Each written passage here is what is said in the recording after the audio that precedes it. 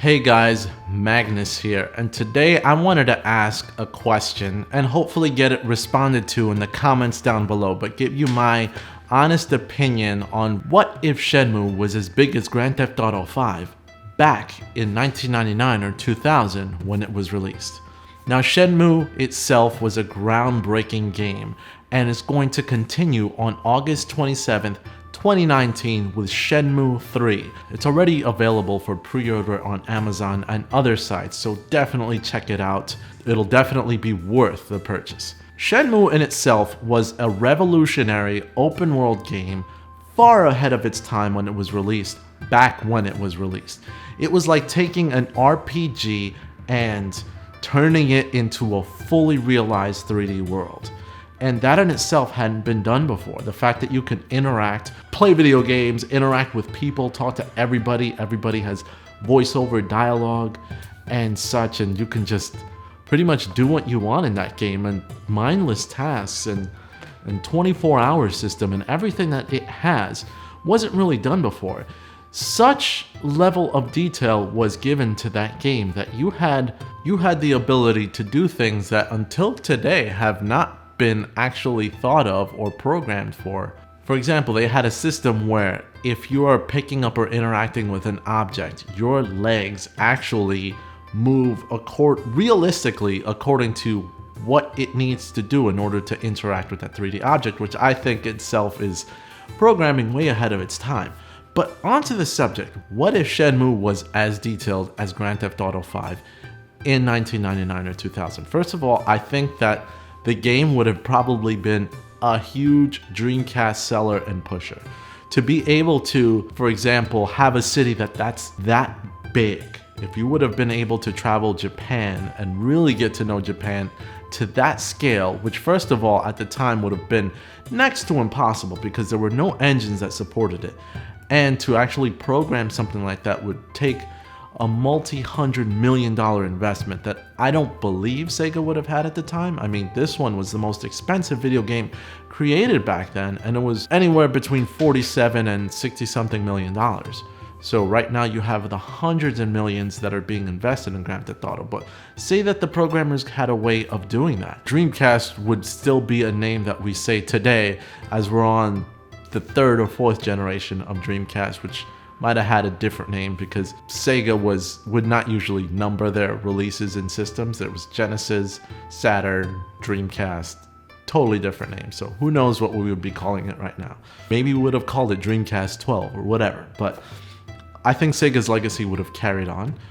I think we would probably be into the next level of this gaming franchise. I do not know if Shenmue would have ended or if Yu Suzuki would have had an opportunity to transmit those 11 or 12 chapters of Shenmue and make it 30 chapters or continue the story or make a whole saga, say, okay, this is the first saga, let's go to this next saga of Shenmue. It could have been a much larger game from a story standpoint than what it ended up being. Unfortunately, like I said, it was kind of impossible to program that. Part of the problem of the release of Shenmue was that it was launched on a system that was already on its way out. Even though the US release was in 2000, by 2000 you already had the PlayStation 2 giving Sega a little bit of trouble when it came to selling their consoles. And by 2001, PlayStation 2 had Grand Theft Auto 3, which was a huge system seller. Dreamcast was already done. So looking back at that, Grand Theft Auto 3 was only released a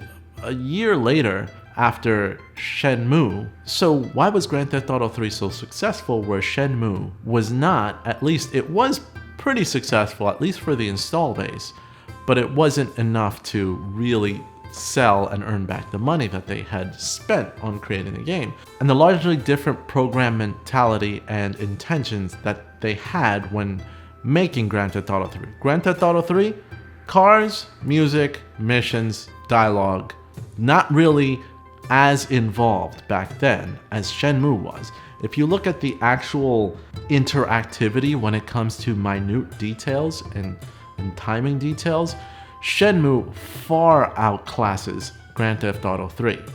Grand Theft Auto 3 was limited when it came to a lot of its mechanics. It was still early on in its own 3D world building adventure. Though the 3D world was huge, it was nowhere near as interactive as Shenmue. To this day, you can't speak with everyone in Grand Theft Auto 5. Granted, that is a huge undertaking. But if you go and approach the casual person walking the street on Grand Theft Auto 5, they might say a few lines, but it's not like you can actually have dialogue and conversation with them. In Shenmue and Shenmue 2, every single person is someone who you can speak with and have a short conversation with. Whether it goes anywhere is one thing, but it was really detailed. You can go into many stores in Shenmue and Shenmue 2 and actually interact with the items and explore and really see the minute details of everything. And it had minigames, something that Grand Theft Auto 3 had some, but very limited. But the amount of minigames that you had in, for example, Shenmue 2 was just unheard of. And that was a new concept that was adopted much later. QuickTime events, something that became a norm in the industry to where people got sick of it, but Shenmue did it well and entertaining to keep the story progressing forward. Those are just some of the benefits that you had in Shenmue. And if it was like Grand Theft Auto, where it was a lot larger scale and a bit quicker, I do believe it could have been more successful because it broke ground in a whole different level. Grand Theft Auto 3 did something that Shenmue, it was kind of against Shenmue's whole point. Which Grand Theft Auto 3, you can basically get weapons and go on random murdering sprees and hurting the innocent and fulfilling the sadistic desire that a lot of us have within us to just break the rules. And Shenmue was pretty well set on its rules. The rules that the game sets are basically you want to stick to your code of martial arts, you want to stick to your mission of getting revenge, and sure, you have these side games, but it kept the mentality and it kept your, at least, well-being, your personality in a positive, goal-oriented perspective rather than running amok. And unfortunately, for some people to connect with that, you have to be invested in the story. And investing in Shenmue's story means you have to purchase the game, and it's gotta break ground to a whole other degree. And getting into Shenmue's story didn't initially break ground. So that's kind of what I think, but I do think that it might have been more successful, though it wouldn't have been Shenmue. It would have been something else if it had been like Grand Theft Auto 3. And that wasn't Yu Suzuki's intention. Believe it or not, my final thought is that I prefer the way it turned out. Shenmue's Legacy, though it went through development hell for so many years, is that much more satisfying now that we're able to experience the game in a much grander scale. Though funded through Kickstarter, it's probably leaps and bounds ahead of anything we could have possibly gotten in the early 2000s. But let me know what you guys think in the comments down below.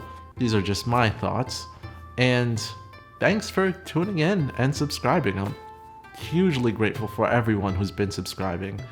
And we'll keep moving forward until August 27th and beyond. And as always, you can make my day if you subscribe today. This is Magnus, and I'm out. See you guys later.